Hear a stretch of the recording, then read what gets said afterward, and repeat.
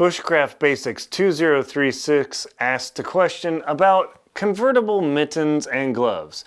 If you've ever seen those gloves and mittens where you can actually flip the hatch over to expose your fingers, Bushcraft Basics asked about that. Are they worthwhile? Do they have any real purpose? Or is it generally a bad idea? So that's a complex question I'm going to answer in this short video. So for regular mittens, I always wear my liner gloves. Here's the trick.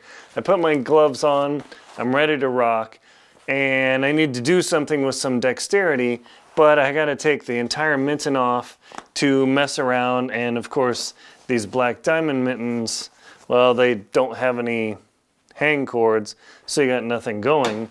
The outdoor research gloves, at least they have a cord where if I take them off, it's no big deal. But wouldn't it be convenient if there was a slit here where you could actually just flip the glove back and mess around? Yes, those are actually very convenient for camping situations where you're in a relatively contained environment, but in super outdoor environments where you're either climbing, constantly moving, you can't just hunker down, I find those gloves to be a bit of problematic, because when you're in the snow and digging around and you have this little hatch flip thing and you flip the gloves open so you can get your fingers out, or usually they flip back. Sometimes they have snaps on the back where you flip it over and you can expose your fingers. That's a really handy way to, well, get frostbite. Because most people will think, okay, I've got this mitten, my fingers are warm, no problem. They flip them open and they've got their exposed fingers. Let me give you an idea how quick that can happen. There was a climber on Denali in 2023 who took his gloves off, messed around for 30 seconds with his camera, taking some pictures, just, I gotta get my phone out, gotta get my selfie, and voila, frostbite. No bueno. You don't want to do that. Definitely don't want to do that. So instead, if you have to go with the fingerless or the open hatch mittens where you flip it open and you got to have dexterity, always wear liner gloves and you're in business. Now, if you're one of those people that's got to use your phone, set up your phone so you can use the volume up, volume down button to take pictures, and then you'll be much better off. I kind of gave up using my phone in extremely cold conditions because the fiddle factor of having to touch it with my nose is so high, it was just painful. So the other things were your dexterity of camping. The flip open, it's okay, but if you use liner gloves, it's that much better.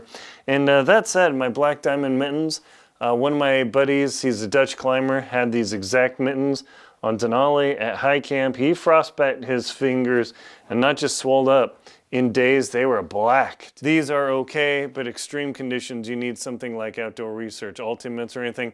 By the way, I'm not sponsored by any of these companies. I bought these with my own money. So all in all, the flip open hatch is very nice if you need dexterity. You use liner gloves, which totally prevents the possibility of instant frostbite, but still it gets really cold. But if you're in a climbing situation or trekking or wherever, where you got to stop and then mess around and then put those on, it's a problem. Also, if you need to dig in snow and you put these on and you're having to dig in snow and they've got that little hatch and maybe it snags and then opens up and your fingers are exposed and then you got to flip the hatch back, it is a potential point of failure. So me personally, I never go with those flip open hatch mittens.